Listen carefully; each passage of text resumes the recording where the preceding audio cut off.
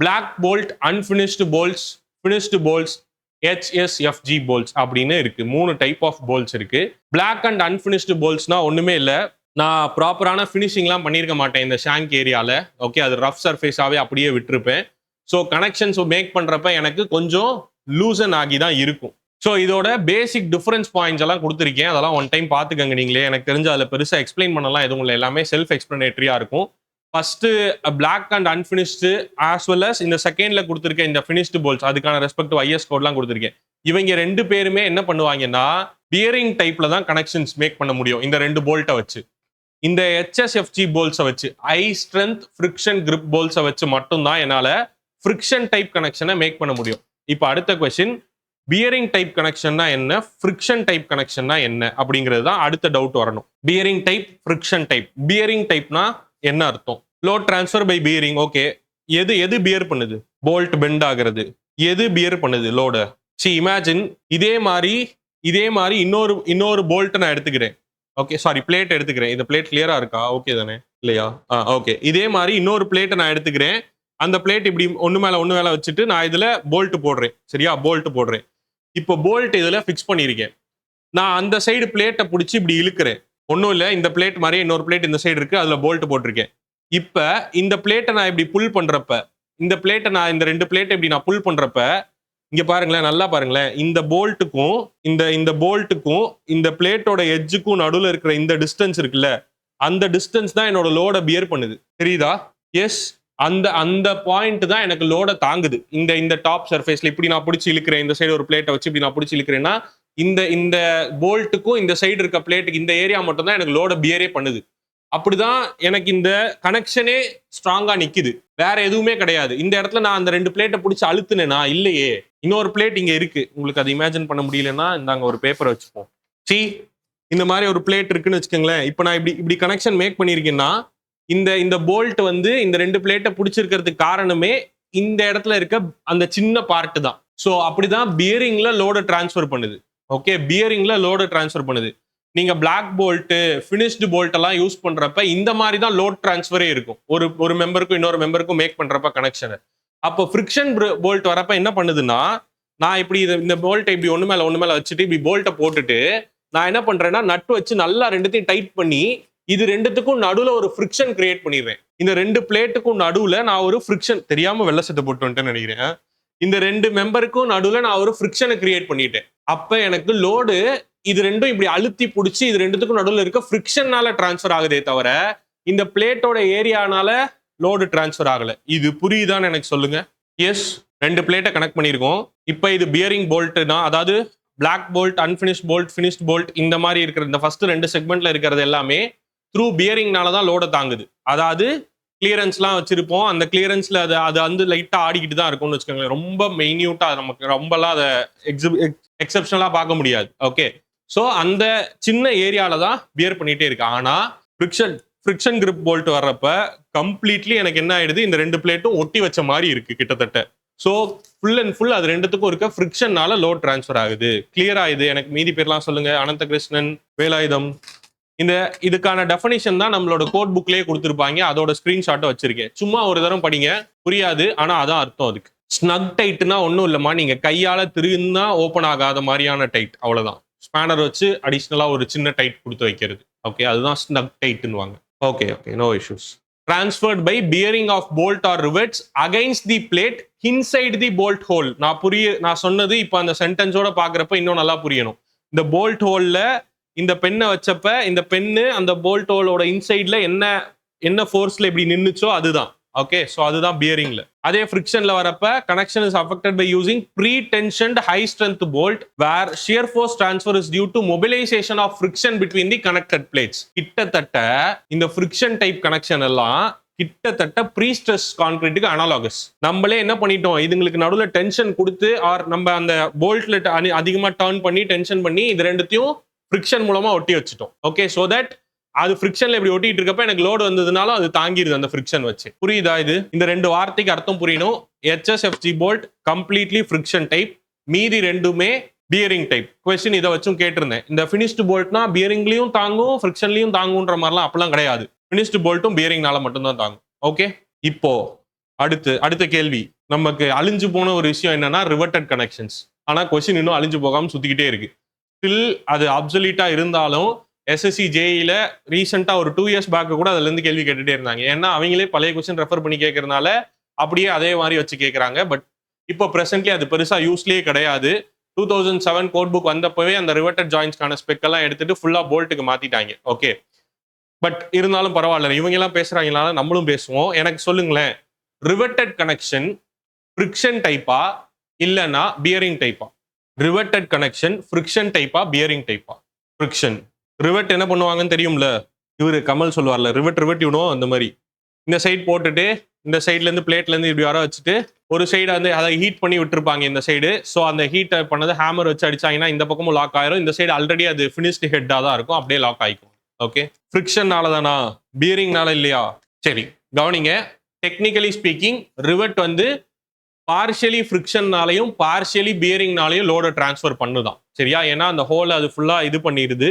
And ரெண்டு சைடும் உங்களுக்கு கிளாம்ப் படிச்ச மாதிரி தானே அது எண்ட் ஆகி இருக்கும். ஸோ அதனால ஃப்ரிக்ஷன்ல பாதி பியரிங்ல பாதி அது டிரான்ஸ்ஃபர் பண்ணணும் தெரிஞ்சுக்கோங்க. சும்மா தெரிஞ்சு வச்சுக்காங்க, அடிஷனல் நாலேஜ். பட் இந்த இடத்துல இந்த போல்ட் மூணத்தை பற்றி தெரிஞ்சுக்கிட்டாலும் இதுல என்ன லோட் டிரான்ஸ்ஃபர் மெக்கானிசம் இருக்குன்னு தெரிஞ்சுக்கிட்டாலும் போதுமானது.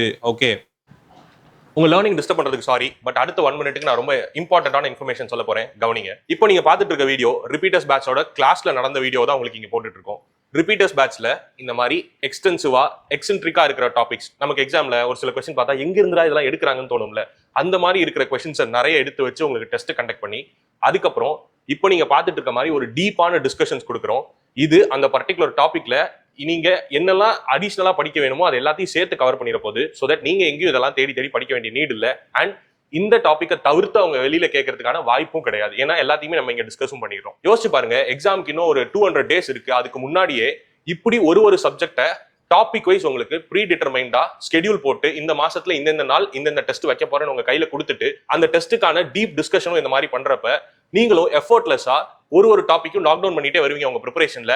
அப்ப அட் தி எண்ட் உங்களுக்கு இந்த எல்லா சப்ஜெக்ட்ஸ்ல இருக்க எல்லா டாபிக்ஸுமே முடிஞ்சிருக்கும். அடுத்த கொஸ்டின், சார் இந்த பேட்ச் எப்போ முடியும், எப்போ ஆரம்பிக்கும் அப்படிங்கறத தாண்டி எப்போ முடியும்? ஏன்னா எக்ஸாம் லாஸ்ட் வரைக்கும் இருக்குமா? இல்ல, மே மாசம் 31 இந்த ஸ்கெடியூல் படி போனோம் அப்படின்னா எல்லா டாபிக்ஸையும், நான் சொல்றது civil as well as GS சேர்த்து எல்லா டெஸ்டையும் நம்ம கம்ப்ளீட் பண்ணிடுவோம். அதுக்கப்புறம் ஃபுல்லா மே மாசம் தான் நோட்டிபிகேஷன் வரப்போகுது.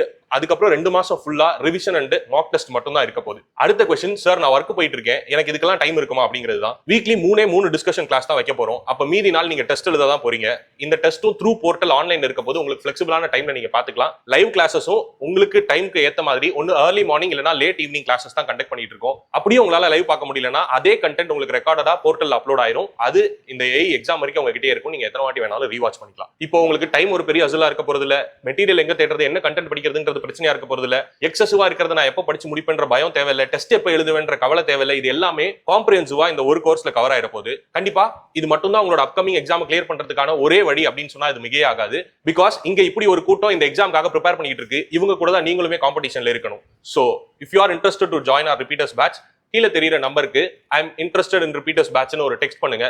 நான் உங்களுக்கு கால் பண்றேன். உங்களோட ப்ரிப்பரேஷனை பத்தி நம்ம பேசுவோம். அண்ட் இந்த கோர்சஸ்ல நீங்க எப்படி என்ரோல் பண்ணணும் அப்படிங்கறதையுமே நான் டீடைலா எக்ஸ்பிளைன் பண்றேன். இப்போ கிளாஸ் கவனிங்க. HSFG போல்ஸ் பொறுத்த வரைக்கும் என்ன கண்டென்ட் பார்க்கணும்னா இந்த 4 ஸ்லைடு தான் பார்க்கணும். ஒரு பாயிண்டா நம்ம பேச போறோம். அதுலயே நிறைய பாயிண்ட் பேசுனது. ஓகே, நல்லா பாருங்க. HSFG அப்படின்னா high strength friction grip bolts. Okay, அது வந்து மீடியம் கார்பன் ஸ்டீல்ல மேக் பண்ணிருப்பாங்க. ஃபினிஷ்டும் அன்பினிஷ்டு போல்ட்டும் என்ன மெட்டீரியல்ல மேக் பண்ணிருந்தாங்க அந்த ஸ்லைட்ல போட்டிருந்தேன். யாரெல்லாம் பாத்தீங்க? ஃபர்ஸ்ட் ஒரு 3 போல்ட்டையும் பேரலா காமிச்சிருந்தேன்ல. Very good. மைல்டு ஸ்டீல்ல. HSFG போல்ட் மட்டும்தான் மீடியம் கார்பன் ஸ்டீல்ல மேக் பண்ணிருப்பாங்க. விச் மீன்ஸ் இந்த போல்ட் மெட்டீரியலுக்கு ஸ்ட்ரென்த் கூட. இங்க 4.6 கிரேட் எல்லாம் வராது. இங்க வர கிரேட் எல்லாம் 8.8 10.9. கரெக்ட் தானே? ஸ்டீல்ல கார்பன் கண்டென்ட் ஏத்துனீங்கன்னா என்ன ஆகும்? ஸ்ட்ரென்த் கூடும்ல. ஆனா டக்டிலிட்டி என்ன ஆகும்? கார்பன் கண்டென்ட் கூட்டினா டக்டிலிட்டி என்ன ஆகும்? அதை தான் இங்க போட்டிருக்கேன். அடுத்த point, less ductile than black bolts. Okay, then material of bolt does not have well defined yield point. SOMல சார் மைல்டு ஸ்டீலுக்கு எடுத்துருப்பாப்ல. அப்ப கிராஃப் அப்படியே வந்து அப்படியே அழகா இப்படி நமக்கு yield point, upper yield lower yield எல்லாம் கொடுத்து அப்படியே ஸ்ட்ரெயின் ஆர்டனிங்லாம் நடந்து அப்படியே வந்து அப்புறம் இங்க வந்து அப்படியே பிரேக்கிங் பாயிண்ட்லாம் வந்திருக்கும். இது மைல்டு ஸ்டீலுக்கு. ஆனா இந்த HYST பார்னு ஒரு பார் எடுத்திருப்பாரு, அதுக்கு என்னோட ஸ்ட்ரெஸ் ஸ்ட்ரெயின் கிராஃப் இப்படி வந்து முழுக்கட்டையா இப்படி முடிஞ்சிருக்கும். ஈல்டு ஸ்ட்ரெஸ்ஸே என்னால கண்டுபிடிக்க முடியாது, டிஃபரன்ஷியேட்டே பண்ண முடியாது. அப்ப என்ன பண்ணியிருப்பேன், 0.0002 சம்திங் ஸ்ட்ரெயினுக்கு, ப்ரூஃப் ஸ்ட்ரெயினுக்கு அதுக்கு ரெஸ்பெக்டிவா என்ன ஸ்ட்ரெஸ் வந்ததோ அந்த ஸ்ட்ரெஸ் ப்ரூஃப் ஸ்ட்ரெஸ்ன்னு எடுத்து இந்த மாதிரிலாம் பண்ணியிருப்பேன். அவ்வளவுதான்.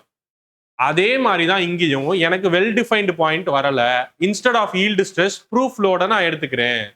ஓகே, அது எப்படி, அது என்ன வேல்யூ சார்? சொல்றேன், அடுத்து சொல்ல போறேன். அதுதான் proof load is taken as 0.7 times the ultimate strength. அந்த போல்ட்டுக்கு என்ன அல்டிமேட் ஸ்ட்ரென்த்தோ அதுல இருந்து 0.7 மல்டிப்ளை பண்ணிக்க, அவ்வளவுதான், 70%. ஓகே, தென் இதை தான் ஜென்ரலா யூஸ் பண்ணுவாங்க HSFG-ல. ஓகே, பர்சன்டேஜ் இதையும் பார்த்து வச்சுக்கோங்க. அதிகபட்சம் அது எவ்வளவு தூரம் எலாங்கேட் ஆகுது பிஃபோர் ஃபெயிலியர் அப்படின்னா 12%. இதெல்லாம் ஸ்டாண்டர்ட்மா, அதனால பார்த்து வச்சுக்கணும். Okay, due to friction the slip in the joint is eliminated, hence connection is also called as non-slip connection. அப்படின்னா கட்டில் முடுக்குறோம்ல, இரும்பு கட்டில், முதல்ல எல்லார் வீட்லயும் இரும்பு கட்டில் இருக்கா? அப்புறம் நான் பாட்டு ஏதோ ஒன்று சொல்ல போறேன். பார்த்துருக்கீங்களா? இப்ப இருக்கணும்னு அவசியம் இல்லை. இரும்பு கட்டில் கண்டிப்பா பார்த்துருப்போம்.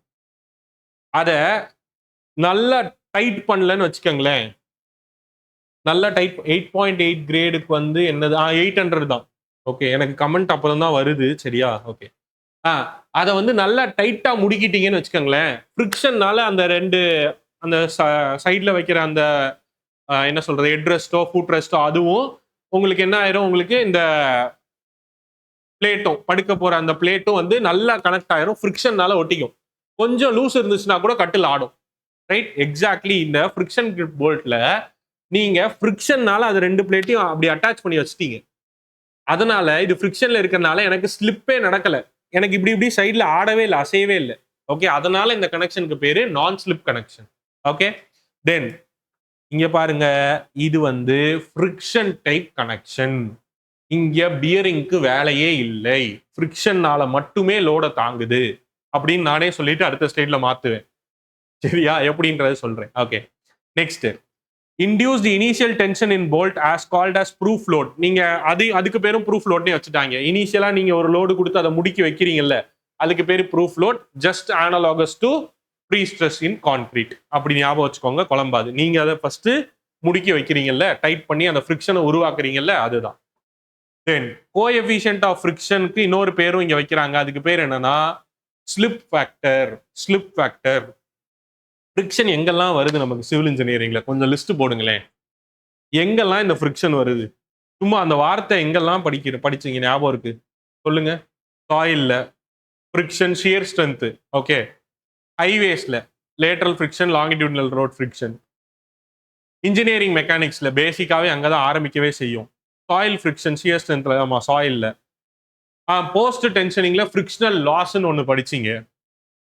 ஃப்ளூயிட்ல very good, fluid flow in pipe, அதுல லாஸ் டியூ டு ஃப்ரிக்ஷன், அங்க ஒரு ஃப்ரிக்ஷன் படிச்சீங்க. அப்புறம் வேற ஏதாவது மிஸ் பண்ணிட்டோமா? ஃப்ரிக்ஷன். இது எல்லாத்துக்கும் பிரச்சனை என்னன்னா, இது எல்லாத்துக்கும் ஒரு ஃபார்முலா, இது எல்லாத்துக்கும் ஒரு வேல்யூ. இப்ப இங்க ஒரு ஃப்ரிக்ஷனுக்கு ஒரு வேல்யூ டேபிள் காமிக்க போறேன். ஓகே, ஸோ ஒன்று பண்ணுவோமா, ஃப்ரிக்ஷன் இன் சிவில் இன்ஜினியரிங்னு ஒரு யூடியூப் வீடியோவே போட்டுருவோம். எல்லா ஃப்ரிக்ஷனையும் எடுத்து ஒன்னா வச்சு டாப் டு பாட்டம் முடிச்சு விட்டு ஒரு வீடியோ போட்டுருவோம். சரியா? சீக்கிரமா. ஓகே, டேபிள், ஆமா டேபிளும் போடணும், கண்டென்ட்டே போட்டு எங்க என்னென்ன ஃப்ரிக்ஷன், ஏன்னா எந்தெந்த இடத்துல என்னென்ன ஃப்ரிக்ஷன் எப்படி ஆக்ட் ஆகுதுன்றதெல்லாம் பேசணும்ல, பேசி நம்ம ஒரு வீடியோவே போட்டுருவோம் சீக்கிரம். சரி, இன்னைக்கு ஒரு டாபிக் கிடைச்சிச்சு. Next, HSFG bolt provide rigid connection and no slip is involved. Rigid connection இங்க என்னால அச்சீவ் பண்ண முடியுதுன்னு சொல்லிட்டாங்க. இதெல்லாம் HSFG போல்ட்ஸோட பேசிக் பாயிண்ட்ஸ். சரியா? இப்ப இவ்வளோ நேரம் இதுல ஸ்லிப்பு வராதுன்னு பேசிட்டு அடுத்த கேஸ்லயே ஸ்லிப்பு நடக்கலாம், கொஞ்சம் நடக்கும் அப்படிங்கிற மாதிரி ஒரு பாயிண்ட் சொல்லியிருப்பாங்க. என்னன்னு பாருங்க. ரெண்டு கண்டிஷன்ல இந்த போல்ட்டை பிரிக்கிறாங்க. ஒன்னு வந்து பேரலல் ஷாங்க், இன்னொன்னு வந்து வெயிஸ்டட் ஷாங்க்னு ரெண்டு ஷாங்கா பிரிக்கிறாங்க. இதுல ஜென்ரலி ரெண்டு லோடு இருக்கு. ஒன்னு வந்து சர்வீஸ் லோட், இன்னொன்னு வந்து ultimate load. Service load, working stress எல்லாமே ஒண்ணுதான். அதாவது ப்ராக்டிகலி அந்த இடத்துல என்ன லோடு வரப்போகுதுங்கிறது, அல்டிமேட்ன்றது எக்ஸ்ட்ரீம் கேஸ்ல அது எவ்வளவு தாங்குன்றது. இப்போ பாருங்களேன், நான் என்ன பண்ணியிருக்கேன்னா, என்னோட பிளேட், இந்த ரெண்டு பிளேட்டை HSFG போல்ட் போட்டு கனெக்ட் பண்ணிட்டேன். ஃப்ரிக்ஷன்ல இந்த கனெக்ஷன் நிக்குது. இப்ப சர்வீஸ் லோட் மேல 4 பேர் நடந்து போறாங்க, அதெல்லாம் ஒன்றும் பிரச்சனையும் இல்லை. திடீர்னு ஏதோ நேச்சுரல் கிளாமிட்டி அட் அ டைம்ல 100 பேர் நடந்து போறாங்க. அப்ப என்ன ஆகும்னா இவ்வளவு நேரம் இது ஃப்ரிக்ஷன்ல தாங்கிட்டு இருந்தது எனக்கு அது ஃப்ரிக்ஷனை விட்டு ஸ்லிப் ஆயிரும். அவ்வளவு நேரம் அது எனக்கு ஃப்ரிக்ஷன்ல தாங்கிட்டு இருந்தது ஃப்ரிக்ஷனை விட்டு ஸ்லிப் ஆயிடுது. அதுக்காக ஃபெயில் ஆயிருமா? இல்லப்பா, பியரிங்ல தாங்குது. ஃப்ரிக்ஷன்ல இருந்து பியரிங்ல அதோட லோட் டிரான்ஸ்ஃபர் மெக்கானிசமை மாத்திக்கும். அப்படி மாத்துறத வந்து parallel shank டைப்னு சொல்லுவேன். இங்க பாருங்க, designed for no slip at service load, therefore they slip at higher loads and slip into எதுக்கு மாறுது? அது ஃப்ரிக்ஷன் டைப்ல இருந்து பியரிங் டைப்புக்கு ஸ்லிப் ஆகி போயிருது. Okay, at ultimate loads. அப்ப அந்த மாதிரி ஹையர் லோட்ஸுக்கு நான் என்ன பண்ணணும்? இதே கனெக்ஷனை பியரிங்க்கு செக் பண்ணிடணும். designed for friction at service load and check whether this connection resist higher loads in bearing. புரிஞ்சிச்சா? இது wasted shank, ஒண்ணுமே இல்ல. HSFG bolts are designed for no slip even at ultimate load. ஸ்லிப்பே ஆகாது, ஃப்ரிக்ஷன்லயே தான் இருக்கும். பியரிங்க்கு இவனை டிசைனே பண்ண தேவையில்ல, wasted shank. அவ்வளவுதான். ஓகேவா? இவங்க 2 பேர் இருக்காங்கன்றத தெரிஞ்சுக்கோங்க. HSFG போல்ட்ஸ்க்கு டிசைன் பொறுத்த வரைக்கும் ஒரே ஒரு ஃபார்முலா தான். ஏன்? ஃப்ரிக்ஷனால மட்டும்தான் லோடு தாங்க போகுது. சார் அப்போ பியரிங்க்கு வந்து ஏதோ ஒன்று செக் பண்ண சொன்னீங்களே, அதுக்கு என்ன சார் பண்ணணும்? அதுக்கு இங்க தெளிவா என்ன கொடுத்துருப்பாங்கன்னா, எங்க இருக்கு அந்த பாயிண்ட்? இதுல இல்லையா? சரி, நான் கோட் புக்ல காட்டுறேன். இப்ப இதுதான் நமக்கு ஃபார்முலாவே. இதுல ஒரு டேர்மும் தெரிஞ்சு வச்சுக்கணும். ஓகே, மியூ எஃப் அப்படின்னா கோஎஃபிஷியன்ட் ஆஃப் ஃப்ரிக்ஷன். ஜென்ரலா 5.5 எடுத்துக்கோங்க. பட் இதான் அந்த டேபிள் ஃப்ரிக்ஷனுக்கானது. இதை பார்த்துக்கோங்க. இதுல நான் சொன்ன மாதிரி, நான் ஹைலைட் பண்ணியிருக்க மாதிரி எல்லா வேல்யூவும் படிச்சு கஷ்டப்படாதீங்க. அப்பர் லிமிட் லோவர் லிமிட் கேட்க தான் அதிகபட்ச வாய்ப்பு இருக்கு. சர்ஃபேஸ் பிளாஸ்டட் வித் கிரிட்டு இந்த மாதிரிலாம் கொடுத்துருக்காங்க. I mean with shot or grit and hot dip கேல்வனைஸ்டுன்னு கொடுத்துருக்காங்க. கேல்வனைஸ்னா சிங்க் கோட்டிங் மாதிரி, ஏதோ பெயிண்ட் கோட்டிங் மாதிரி ஏதோ ஒன்று கொடுக்குறாங்கன்னு வச்சுக்கோங்களேன். அந்த மாதிரி கோட்டிங் கொடுத்தா வலுவலுன்னு இருக்குமா? அப்பனா எனக்கு ஃப்ரிக்ஷன் கம்மியா இருக்கும். அதே சாண்ட் பிளாஸ்டட் சர்ஃபேஸ்னா இந்த உப்புத்தாள் மாதிரி ஞாபகம் வச்சுக்கோங்க. அப்ப அதுக்கு கண்டிப்பா அதிக ஃப்ரிக்ஷன் இருக்கும், அதனால 0.52. அதே மாதிரிதான் லெட் பெயிண்ட் அடிச்சிருக்காங்களா, அப்ப அதுக்கு கம்மியா தான் இருக்கும். இந்த மாதிரி மட்டும் இந்த பேட்டர்ன் மட்டும் பாத்துக்கோங்க. ஃபுல்லா வேல்யூஸ்லாம் மனப்பாடம் பண்ணாதீங்க. ஓகே, டேபிள் எப்பவுமே இப்படி படிச்சுக்க பாருங்க. ஓகே, சரிப்பா. இப்ப எம்எஃப் தெரி, அப்புறம் என்இ என்னன்னா number of effective interfaces offering the friction slip. This is more analogous to shear planes in normal bearing type bolt connection. லேப்னா எத்தனை சர்ஃபேஸ் வரும்? 1. பட்டன் டபுள் கவர் பட்டனா 2. அந்த மாதிரி தான் இங்கேயும் இந்த என்இ. ஓகே, தென் கேஹெச்னு ஒரு ஃபேக்டர் இருக்கு. இது எதுக்குன்னு பாத்தீங்கன்னா, அந்த கிளியரன்ஸ் ஹோல் கொடுக்குறீங்கல்ல, அதை பொறுத்து இந்த வேல்யூ வருது. ஓகே, அதுலயும் எனக்கு ஃபாஸ்ட்னஸ் இன் கிளியரன்ஸ் ஹோல்ஸ்லனா 1ன்னு எடுத்துக்க கேஹெச் வேல்யூவை. அதே வந்து நம்ம அங்க பார்த்தோம்ல, ஓவர் சைஸ்டு ஹோல்ஸா இருக்குன்னா or long slot short slot மாதிரி வருதுன்னா அப்ப இந்த வேல்யூ கொஞ்சம் கொஞ்சமா சேஞ்ச் ஆகுது. அதை மட்டும் பார்த்து வச்சுக்கோங்க போதும். தென் ஸ்லிப் ரெசிஸ்டன்ஸ் வந்து சர்வீஸ் லோடுக்கு ஃபேக்டர் ஆஃப் சேஃப்டி. இது ஒன்றும் இல்லை, இதுக்கு முன்னாடி இங்க இருக்குல்ல இந்த காமா எம்எஃப் தான் இங்க என்ன போடணுன்றது. நீங்க சர்வீஸ் லோடுக்கு பண்ண போறீங்க, பேரலல் ஷாங்கா இதை பண்ண போறீங்கன்னா 1.1, வெயிஸ்டட் ஷாங்கா பண்ண போறீங்கன்னா அப்ப 1.25 எடுத்துக்க அப்படிங்கிறது தான் அர்த்தம். சரியா? அவ்வளவுதான். தென் வேற என்ன இருக்கு? இது minimum bolt tension proof load. Okay, proof லோட்னா என்னன்னு ஆல்ரெடி சொல்லியிருந்தேன் உங்களுக்கு அங்க. ஓகே, தென் நெட் ஏரியா இதெல்லாம் அதே தான். இங்க இந்த கேஸ் எல்லாம் அங்க வந்த மாதிரியே தான் வரும். லாஸ்டா இந்த ப்ரூஃப் ஸ்ட்ரெஸ் வந்து 0.7 டைம்ஸ் ஆஃப் அல்டிமேட்ன்றது நம்ம அங்கேயே பாயிண்டா பார்த்துட்டோம். ஸோ அவ்வளவுதான். இதுதான் டிசைன் பொறுத்த வரைக்கும். இந்த ஃபார்முலாவோட இந்த சென்டென்ஸ்ல இருக்கிறது ஏதாவது கொஸ்டின் ஃப்ரேம் பண்ண நிறைய வாய்ப்பு இருக்கு. HSFG ஒண்ணுமே இல்லை, இவ்வளவுதான் விஷயமே. இந்த 3 ஸ்லைடு தான், வேற ஒண்ணுமே கிடையாது. விட்டுட்டுலாம் போவாதீங்க. இது ஏதாவது கேள்வி கேட்டா ஆன்சர் பண்ணிடலாம்ல. கொஸ்டின் எப்படியெல்லாம் ஃப்ரேம் பண்ணலாம்னா, இந்த வெயிஸ்டடு பேரலல் ஷாங்கை வச்சு ஃப்ரேம் பண்ணலாம். இதுல இருக்க எல்லா பாயிண்ட்டையும் கொஸ்டினா மாத்தலாம். Okay, super. லாஸ்டா ஒரே ஒரு விஷயம் இருக்கு, அதுக்கு பேர் என்னன்னா ப்ரையிங் ஃபோர்ஸ். Trying force. இந்த பிக்சர் எத்தனை பேர் இதுல பார்த்துருக்கீங்க? நம்மளோட அது பேர் என்ன? கோட் புக்லயே தான் இருக்கும் இந்த பிக்சர். படிச்சு பார்த்துருக்கீங்களா? என்ன சொல்றாங்க அதுல? சும்மா இதுல கொடுத்துருக்கிறத படிச்சு பார்த்து கூட சொல்லுங்க. போல்ட்ல டென்ஷன் இருக்கும், அப்படியா? பிளேட் கனெக்ஷன் ஃபெயில் ஆகுறப்போ பெண்டிங். சும்மா படிச்சு பார்த்து என்ன தோணுதோ, என்ன புரியுதோ. போல்ட்ல ஷியர், எங்க ஷியர் வருது? டென்ஷன் ஆக்ட் ஆகுறப்ப அடிஷ்னலா இன்னொரு ஃபோர்ஸ் வருது. ஆமா, இங்க பாருங்க. இது வந்து என்னன்னா ஆக்சுவலா ஒரு டி மெம்பர். ஆக்சுவலா இது இப்படி வளைஞ்செல்லாம் இல்லை, டி. ஓகே, ஒரு டீயை ஒரு பிளேட் மேல இப்படி கனெக்ட் பண்ணியிருக்காங்க. ஓகே, அப்படி இருக்கப்ப இதுல டென்ஷன் ஆக்ட் ஆகுது. 2TE அப்படிங்கிற லோடு டென்சைல ஆக்ட் ஆகுது, புல் ஆகுது. அப்படி ஆகுறப்ப இந்த இடத்துல என்ன ஆகுதுன்னா அதை ரெசிஸ்ட் பண்றதுக்கு எனக்கு இந்த டைரக்ஷன்ல என்ன வந்திருக்கணும்னா ஆக்சுவலா வெறும் டிஇ, இங்க ஒரு டிஇ இவ்வளவுதான் வந்திருக்கணும். ஆனா அது கூட கியூன்னு ஒண்ணு புதுசா பிறந்து வந்திருக்கு. இந்த கியூ என்ன அப்படின்னு பாத்தீங்கன்னா அதுக்கு பேர் தான் ப்ரையிங் ஃபோர்ஸ். இது எதனால வந்துச்சு அப்படின்னா இங்க கொடுத்திருக்க இந்த டி மெம்பர்ன்றது சஃபிஷியன்ட்லி ரிஜிடா இல்லாம நான் கொடுத்த டென்ஷன்னால இவன் வளைஞ்சிட்டான். இவன் வளையறதுனால என்ன ஆகுறான்னா இங்க இது இப்படி புல் ஆகுறப்ப இது இங்க அழுத்துது வந்து. அதே மாதிரி இந்த பக்கம் இது இப்படி புல் ஆகுறதுனால இது வந்து இங்க அழுத்துற மாதிரி உங்களுக்கு ஒரு அடிஷ்னலா ஒரு அழுத்தம் அந்த போல்ட் இருக்க இடத்துல ஃபார்ம் ஆயிருது. அந்த அழுத்தம் எவ்வளவுனா கியூன்ற வேல்யூ. அந்த கியூக்கு பேரு prying force. In design of HSFG bolt subjected to tensile force and additional force called prying force Q is to be considered. இது எதனாலனா இந்த பிளேட் இப்படி வளையறதுனால தானே. So this is due to flexibility of the connected plate. As tensile force acts, the flange of T section bends in the middle portion. இந்த இப்படி வளைஞ்சிருச்சு. And presses the connecting plate near bolt. இந்த இடத்துல இந்த connecting பிளேட்டை இந்த பிளேட்டை அழுத்துது வந்து. இந்த பக்கமும் அதே மாதிரி அழுத்துது. Okay. It gives an additional contact force known as prying force. This prying force இது பாருங்களேன், இது எங்க டெவலப் ஆகாது அப்படின்னு பாத்தீங்கன்னா பியரிங் டைப் போல்ட்ல இந்த மாதிரி வராது. ஏன்னா நீங்க ஃப்ரிக்ஷன் பண்ணதுனால தான் அந்த ரெண்டு பிளேட்டும் ஒட்டிக்கிட்டே இருக்கு.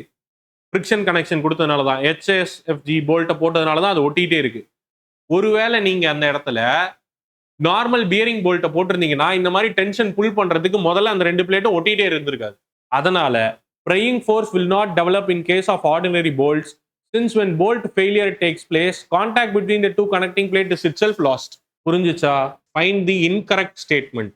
In black bolt shank is left unfinished. Correct தான். If a bolt is designated as M16 then it means the thread dia is 16. இல்ல, shank dia தான் 16. Okay. In case of finished bolt the connections are tighter and used for special jobs. Correct தான். இது நான் அந்த ஸ்லைட்ல கொடுத்திருக்க பாயிண்ட படிச்சா உங்களுக்கு தெரிஞ்சிரும். HSFG bolt connections are also called as non-slip connection, which is also right. Then third question, high strength friction grip bolts. Okay. Then find the correct statement with respect to designation of bolts. M20 na 20 compressive strength தப்பு. 4.6 bolt means ultimate strength is 400 Newton per mm square. அதுதான் correct. Okay. Next, find the incorrect statement. Unfinished black bolts transfer load through bearing. Correct தான். finished black bolts transfer load through bearing and தப்பு. ஃப்ரிக்ஷன்னாலலாம் கிடையாது, வெறும் பியரிங்னால மட்டும்தான். So incorrect கேட்டிருக்காங்க, அதனால இதான் answer. HSFG transfers load only through friction அப்படிங்கிறது correct. Okay. So B மட்டும்தான் வரணும், டி வரக்கூடாது. Find the incorrect statement with respect to HSFG bolt connection. Here the resistance to shear force is mainly by friction. Correct. Parallel shank designed for no slip at serviceability. Correct. Wasted வந்து designed for no slip even at ultimate. Correct. மூணுமே correct தான். சரியா? அதனால option D. Mention the yield strength of 8.8 grade அப்படின்னா 800 into 0.8 640. Reason assertion இப்போதான் பார்த்தோம். இப்போ இந்த சென்டென்ஸ் இப்போ எவ்வளவு மீனிங்ஃபுல்லா இருக்கு பாருங்க. ஜாலியா இருக்குல்ல படிக்கிறப்போவே. Prying force to not develop in case of ordinary bolt. ஆமா, ஏன்னா அந்த ஆர்டினரி கனெக்ஷன்ல கான்டாக்டே வந்திருக்கு, அது ஃப்ரிக்ஷன்ல தான் கான்டாக்ட் வரும், அப்பதான் அது அழுத்துமே. சிம்பிளா அது என்னமோ ஒரு பெரிய விஷயம் ஒண்ணுமே இல்லாம இருக்கும் பாருங்க கடைசியில. ஓகே. ஸோ ரெண்டுமே கரெக்ட் அண்ட் எக்ஸ்பிளனேஷனும் கரெக்ட். எஃபிஷியன்சி ஆஃப் ஜாயிண்ட், இது குழப்பமே வரக்கூடாது இனிமே. சாலிட் பிளேட்டோட கனெக்ஷனை கம்பேர் பண்றாங்க, அவ்வளவுதான். சாலிட் பிளேட் டினாமினேட்டர்ல இருக்கணும். எப்பவுமே எஃபிஷியன்சி லெஸ் தேன் 100 தான் வரும். அப்படி யோசிச்சீங்கன்னா கூட சாலிட் பிளேட் தான் ஸ்ட்ரென்த் அதிகம். So strength of solid plate டினாமினேட்டர்ல, ஸ்ட்ரென்த் ஆஃப் போல்ட் கிடையாது, கனெக்ஷனே வரணும். Okay. So strength of bolted connection, strength of solid plate. Okay. Then dash is the centre to centre spacing of the bolt in a row. இதுல லோடோட condition பத்தி கொடுக்கல, லோடுக்கு பர்பண்டிகுலரா லோடுக்கு பேரலா அப்படின்னு. அதனால ரெண்டுத்தையுமே நீங்க எடுத்துக்கலாம். சரியா? அது பிச்சாவும் இருக்கலாம், காஜாவும் இருக்கலாம், ரெண்டு போல்ட்டுக்கு நடுவில் இருக்க distance. Number of effective interfaces offering frictional resistance to slip. லேப்ல எத்தனை இருக்க போகுது? அப்படி ஒரே ஒரு ஷேரிங் ஃபேஸ் தான், ஒரே ஒரு ஃப்ரிக்ஷனல் ரெசிஸ்டன்ஸ் ஃபேஸ் தான். Okay. Steel plate of 30 cm wide and 10 cm 10 mm thick. Okay. அப்போ 30 into 0. இல்லையே 1, sorry 30 into 1 bolt dia nominal dia வந்து 18 கொடுத்துருக்காங்க. த நெட் செக்ஷன் என்னன்னு கேட்டிருக்காங்க. ஸோ இது ரெண்டுத்தையும் மல்டிப்ளை பண்ணுங்க. -18 இன்டூ 1. கரெக்டா? தப்பா போடுறேன்னா ஏதாவது. இதோட ஏரியா மைனஸ் டயாமீட்டரோட area 30 centimetre wide. Net sectional area dia into thickness தான். ஆமா 18 mm. சாரி, ஓகே 18 mmனா 1.8ன்னு வந்துடும். சரியா? ஸோ அப்போ 28 centimetre square. Okay, next block shear failure of a bolt joint in tension occurs because of. எதனால block shear failure வருதுன்னு கேட்டிருக்காங்க. ஒன்று, use of high shear strength bolt, block shear failure in tension. Okay, அப்போனா என்ன அர்த்தம்? ஷியரில் அதில் நல்ல strength கொடுத்துட்டாங்க, அதனால அது டென்ஷன்ல ஃபெயில் ஆயிருக்கு. ஒன்று. இன்னொன்று, use of plates with high bearing strength. ஒரு பிளாக் ஷேர் ஃபெயிலியர் எப்போ நடக்கும்னா போல்ட்டோட ஃபெயிலியர்னால கிடையாது, போல்ட் ஸ்ட்ராங்கா இருக்குன்னு அர்த்தம். ஸோ அப்போ ஃபர்ஸ்ட் கேஸ் அதை கிளியரா உணர்த்திடுச்சு. ரெண்டாவது, பிளேட்டு தான் ஃபெயில் ஆகுது, ஆனா அந்த பிளேட்டு இங்க டென்ஷன் மென்ஷன் பண்ணிட்டாங்க. அப்ப டென்ஷன்ல ஃபெயில் ஆகுதுன்னா அது பியரிங்ல ஸ்ட்ராங்கா இருக்குன்னு அர்த்தம். ரெண்டுமே தான் காரணம். ஓகேவா? So both 1 and 2. இது புரியுதா? இது புரியுதா? நம்ம எப்படியும் அந்த டென்ஷன் மெம்பர்ல அதை கட் ஆகிறத சர்ஃபேசஸ்லாம் பார்க்க தான் போறோம். பட் இருந்தாலும் ஒன்று போல்ட் ஃபெயில் ஆகணும், இல்லை பிளேட் ஃபெயில் ஆகணும். பிளேட்டு ரெண்டு விதமா ஃபெயில் ஆகலாம். ஒன்று டென்ஷன்ல, இன்னொன்று பியரிங்ல, ஆர் அதை தான் ஷியர்னு பேசுறோம். ஸோ அப்போ போல்ட்டு ஸ்ட்ராங்கா இருக்குன்னு அர்த்தம், பிளேட்டு பியரிங்லேயும் ஸ்ட்ராங்கா இருக்குன்னு அர்த்தம். அதனால தான் எனக்கு பிளேட்டு டென்ஷன்ல ஃபெயில் ஆயிடுச்சு. புரியுதா இது? ஸோ ரெண்டுமே தான் வரணும். Okay, next ultimate strength in case of 4.8. So இது வந்து 400, அதாவது 4.8ன்னு சொன்னா 420ன்னு சொன்னேன். இது கூட 0.8 மல்டிப்ளை பண்ணா என்ன வருது? 400 கூட 0.8 இல்ல 420 கூட 0.8 செக் பண்ணுங்க. 400 கூட 0.8 தானே. ஸோ அப்ப சி தான் வரணும். ஓகே தானே. Next, strength of solid plate is in general governed by. Strength of solid plate, strength of solid plate. Solid பிளேட்னா yielding. Okay, solid plate ஓட்டையே இல்லை. ஓகே, ரப்சர் எங்க நடக்க போகுது? Solid பிளேட்னா yielding. Efficiency of a joint when the strength of joint and the plate per pitch length is. Efficiency கேட்டிருக்காங்கப்பா. Strength of joint and plate. Okay, ஜாயிண்டோடதும் பிளேட்டோடதும் கொடுத்துருக்காங்க. ஜாயிண்டோட தான் மேலே போடணும், டிவைடட் பை பிளேட்டோடது டினாமினேட்டர்ல 120 kN. அவ்வளவுதான். 45/120 37 ஏ. Okay, next, design shear strength of 12 mm diameter bolt for a lap joint. Kilo நியூட்டன்ல கேட்டிருக்காங்க. ஷியர் ஸ்ட்ரென்த் கேட்டிருக்காங்க. கொஞ்சம் கால்குலேட் பண்ணணும். ஷியர் ஸ்ட்ரென்த்துக்கு ஃபார்முலாலாம் உங்களுக்கு தெரியும். the FUB divided by √3 into area of shank, number of shear planes cutting the area of shank. இந்த மாதிரி போட்டிங்கன்னா ஆன்சர் வரும். என்ன ஆன்சர் வருதுன்னு செக் பண்ணி சொல்லுங்க. இது ஒன்றும் இல்லைம்மா, இங்கே பாருங்க 27th கொஸ்டின் என்ன பண்ண சொல்றேன்னா, இங்க நம்ம ஒரு ஃபார்முலா எழுதணும்ல, இது வேற ப்ராப்ளம் சால்வ் பண்ணலன்னு ஆயிர போகுது. இங்க பாருங்க ஒண்ணுமே இல்லை, இதை தான் கண்டுபிடிக்க சொல்லியிருக்காங்க. ஷியர் ஸ்ட்ரென்த் தானே கேட்டிருக்காங்க, ஷியர் ஸ்ட்ரென்த் தானே கேட்டிருக்காங்க. இங்க பாருங்க இந்த ஃபார்முலால FUB 4.6ன்னு சொல்லியிருக்காங்க. அப்ப FU என்ன சப்ஸ்டியூட் பண்ணுவீங்க? FUB என்ன சப்ஸ்டியூட் பண்ணுவீங்க? 400. கரெக்டா? 400 டிவைடட் பை √3. ஓகே, இன்டூ எங்க கட் ஆகுதுன்னா எதுவும் மென்ஷன் பண்ணல. எப்பவுமே எதுவும் மென்ஷன் பண்ணலன்னா த்ரெட்ல கட் ஆகுற மாதிரி எடுத்துக்கோங்க, ஏன்னா அதுதான் worst கேஸ். ஓகே, ஸோ த்ரெட்ல கட் ஆகுது அப்படின்னா NN1, அப்புறம் ANB வேணும்னா என்ன பண்ணணும்? ஷாங்க் ஏரியா கூட 0.78 ASB இன்டூ 0.78 ANB, அதுதான் இது. அப்போ ASB கண்டுபிடிக்க என்ன பண்ணணும்? 5/4 இன்டூ D² வந்து மீட்டர்ல யூஸ் பண்ண பாருங்க, ஏன்னா இது வந்து மெகா பாஸ்கல்ல இருக்கும்ல, அதனால மீட்டர்லன்னா 12 டிவைடட் பை 1000 ஸ்கொயர். ஸோ இது கூட 0.78, அதுதான் ANB. இதை சப்ஸ்டியூட் பண்ணுங்க, யூ வில் கெட் ஆன்சர். புரியுதா என்ன பண்றேன்னு? புரியுது இல்ல? இந்த ஃபார்முலால ஜஸ்ட் அப்படியே எல்லாம் சப்ஸ்டியூஷன் தான். யாருக்காவது இது புரியலன்னா சொல்லுங்க, இது புரிஞ்சுதான்னு சொல்லுங்க. ஆன்சர் 21.67 வரணும். செக் பண்ணுங்க. ஓகே, ஜஸ்ட் அப்படியே சப்ஸ்டியூஷன் தான், வேற ஒண்ணுமே கிடையாது. முதல்ல போல்ட் இது ரிலேட்டடாலாம் சம் வருதுன்னா இப்போ உங்களுக்கு மொத்த போல்ட் கனெக்ஷனும் சொல்லி கொடுத்துட்டேன். இதை தாண்டி ஒரு கேள்வியும் கிடையாது. உண்மையிலே கண்டென்ட்டே இல்லை. இதுக்கு முன்னாடி நம்ம பார்த்த சப்ஜெக்ட்லயாவது ஏதோ இதுக்கப்புறமும் இன்னும் கண்டென்ட் இருந்தது, ஆனால் நான் லிமிட் பண்ணேன். இங்கே அப்படி எதுவும் லிமிட்டே பண்ணல, மொத்தத்தையும் எடுத்துட்டு வந்து பேசியாச்சு, நம்ம டிஸ்கஸ் பண்ணியாச்சு. அதனால எதுவுமே லெஃப்ட் அவுட்டே கிடையாது. கண்டிப்பா கனெக்ஷன்ஸ்ல போல்ட்ல, அதுவும் இந்த கிளாஸ் முடிஞ்சதுக்கு அப்புறம் போல்ட்ல இருந்து ஒரு கொஸ்டின் இருக்குன்னா கண்டிப்பா உங்களுக்கு தெரிஞ்சதா தான் இருக்கும், அதை உங்களால ஆன்சர் பண்ண முடியும். அதோட அந்த கான்ஃபிடன்ஸோட என்ன ஃபார்முலா வரும்னு கொஞ்சம் யோசிச்சு பண்ணீங்கன்னா கண்டிப்பா அட்டன் பண்ணிடலாம். ஓகேவா? எஸ். நெக்ஸ்ட் 28 சொல்லுங்க. போல்ட் வேல்யூனாலே லீஸ்ட் தான். Least of the design strength in bearing as well as in shear. Minimum edge distance இருந்ததுன்னா அது என்னத்தை கவர் பண்ணும்? ஆக்சுவலா நம்ம பேசினப்ப ஷியர் கிரஷிங் நிறைய பேசினாலும் எக்ஸாக்டான வார்த்தை வந்து டியரிங் ஆஃப் பிளேட் அது தடுக்குன்றது தான். ரொம்ப ஆப்டான டெக்னிக்கல் வார்த்தை, அதனால அதையே யூஸ் பண்ணுங்க. கீழே அதுதான் இருக்கும். Okay. Partial safety factor for shop weld field வெல்டுக்கோட ஜாஸ்தியா இருக்குமா ஃபேக்டர் ஆஃப் சேஃப்டி? தேவையே இல்லை. ஃபீல்டில் தான் உங்களுக்கு கண்ட்ரோல்டு என்வாயர்மெண்ட் இல்லை, அங்கதான் பிரச்சனையே வரும். அதனால இது false. Centroid of the section lies outside the section. எதுக்குன்னா ஜென்ரலி ஆங்கிள் செக்ஷனுக்கு வெளியில இருக்கும். ஓகே. IS 800 வந்து பாத்தீங்கன்னா கம்ப்ளீட்லி லிமிட் ஸ்டேட் மெத்தடை பேஸ் பண்ணின design. Bolts made from hexagonal mild steel சொல்லிட்டாங்க, அப்ப HSFG வராது.